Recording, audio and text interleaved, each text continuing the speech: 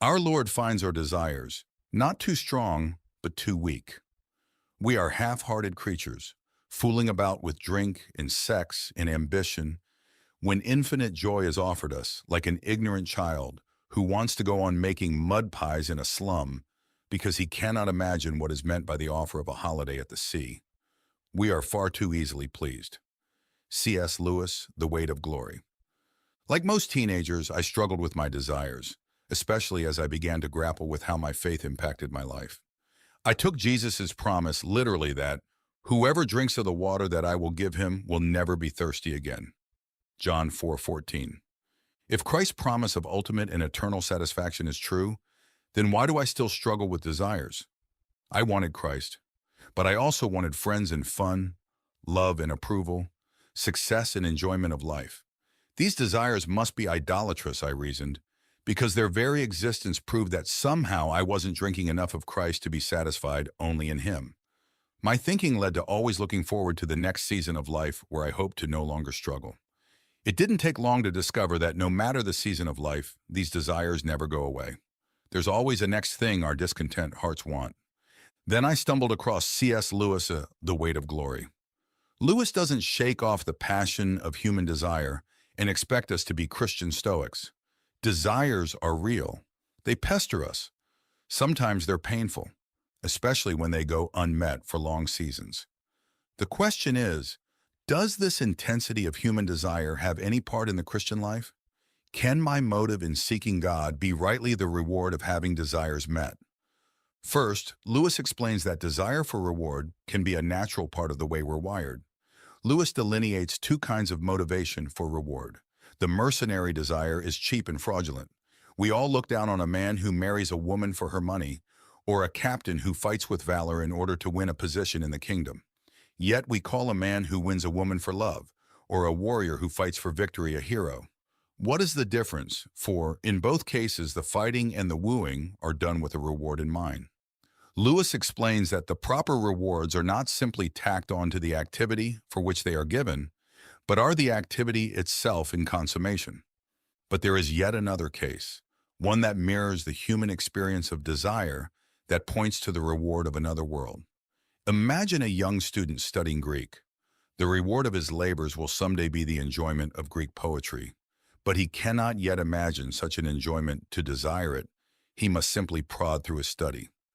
But suppose that he begins to enjoy English poetry and novels so much that he starts to neglect his Greek grammar. In this case, he is already enjoying the same pleasure of imagination that his Greek would only increase, only he does not realize it. The lesser enjoyment is then acting as competition to the greater. This, Lewis argues, is the picture of human desire. The desires we experience for love and family, beauty, nostalgia, fame, and pleasure are like the schoolboy's English poetry. Their very existence points to the reality we were made to have our desires met in another world, and yet they serve as competition to our seeking that reward. Our desire for heaven is not mercenary then, but rather the consummation of our activity of seeking it, just like enjoying Greek poetry is part of the pleasure of learning Greek. When discussing rewards and motivations, it's crucial to distinguish between those that are temporal and those that are eternal. Earthly rewards, although tangible and immediate, are inherently ephemeral and often leave a sense of emptiness once attained. For example, the pursuit of material wealth, social status, or sensual pleasures may offer momentary satisfaction, but these are fleeting pleasures, unable to satisfy the depths of the human soul. In contrast, the spiritual rewards promised in the Bible present a different, transcendent nature. Verses like Matthew 6:20, 21 not only encourage followers to seek treasures in heaven, where neither moth nor rust consumes, but also underscore that these eternal rewards are lasting and truly satisfying. They appeal to the deepest core of the human being, promising peace, joy, and satisfaction that are not subject to the transient circumstances of this world. Eternal reward is often seen not only as a prize to be expected after life, but as a quality of experience that begins in the present. This is a theme emphasized by C.S. Lewis when he mentions that the experiences of beauty and longing in our current life are mere echoes or shadows of the true joys that await us beyond this life. He argues that our incessant desire for something more is an indication that we were created for a purpose and a destiny that surpasses. Of course, the existence of such desire in the human heart doesn't prove that all will enjoy the reward, any more than the existence of hunger in a shipwrecked man on a raft proves he will find food. But it does prove that he comes from a race marked by the necessity of eating. So the presence of desires impossible to be fully met in this world proves that we were created for another world. Such a desire for another world is in us all, but we cleverly conceal it under the name of beauty or nostalgia, slapping physical or emotional explanations on our experience of a longing much deeper. We feel it when we stop to watch a sunset over the mountains, or the crashing waves of a beach, or the intricate face of a sleeping newborn, or the stirring awe of the final notes of the Handel's Messiah. Yet always the sun sets, or the baby wakes, or our beach vacation ends, and that longing of our hearts to belong vanishes in the mundaneness of ordinary life. Then we experience the irresistible pull to linger and remember back to other such moments. We may call it nostalgia, but nostalgia simply points back to memory of another such fading experience. What makes heaven such that it can serve as the perfect fulfillment of all these earthly longings?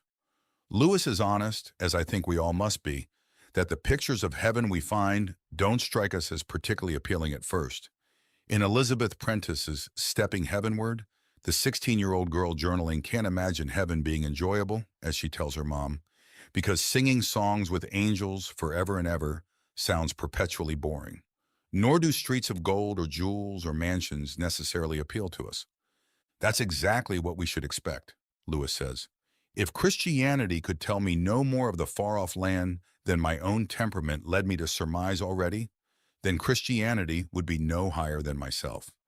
If our religion is something objective, then we must never avert our eyes from those elements in it which seem puzzling or repellent. For it will be precisely the puzzling or the repellent which conceals what we do not yet know and need to know. The great mystery of Scripture's descriptions is found in the word glory. Glory, he says, brings to mind either fame or luminosity. Of course, we can't believe heaven and glory are merely brightness, and so we're left with the seemingly worldly idea of fame. And yet, Lewis argues, fame in a sense does point to the righteous pleasure of heaven. Follow his logic here. There is a rightness, a moral pleasure in a son reveling in the approval of a dad who says good job after a hard task, or a student beaming from a teacher's praise. At first, this idea of glory being approval, fame, or recognition of a job well done seems proud. But it is exactly the opposite. I understood this best when I thought back to my emotions when my mom praised me the other day for something I'd done. For a moment, my feeling was not pride, but humility. If I felt pride in that area, I would have gone off and carried about my life however I wanted to, regardless of my parents. But why my mom's statement meant so much to me was that I had decided, despite the temptation at moments to do otherwise, to honor my parents, and, as a result, greatly desire their approval. That praise, then, wasn't a mercenary reward to my effort to please them, but rather part of the consummation of my decision to honor them. If for a second I could enjoy her approval in a pure desire to please her, unhindered by the self-congratulation that always floods in, what would be the capacity for such pleasure and approval if I was a resurrected, perfected being? That's merely a one-incident image of how hearing well done, good and faithful servant, is the greatest glory, in place of absolute humility for a creature to hear from a creator. Rather than rebelling against him, to walk according to Christ's ways, according to his righteousness, and hearing that statement of approval at the end recognizes our dependence on him as our creator. It's the natural reward for our desire. Rather than rebelling against him, to walk according to Christ's ways, according to his righteousness, and hearing that statement of approval at the end recognizes our dependence on him. It's the natural reward for our desire. Here, however, I would disagree with Lewis. Although he pinpoints one aspect of the idea of glory, I believe he misses a key ingredient: weight. It's ironic, for weight is in the title of his essay, but he never mentions the idea. The glory we will experience is more than approval for a life lived to please our Creator. It refers to the weight of character and existence for which we were created. Glory literally means the weight of something or its intrinsic value or worth. Think, for example, of a border collie bred and trained to herd hundreds of sheep on a ranch. In a sense, the weight of that dog's existence, and thus where he will get his ultimate pleasure, will only be found in herding sheep. Were someone to try to make him a lapdog, he would be miserable. Not living for God's glory leaves us empty, as light as feather, and meaningless in a life void of purpose.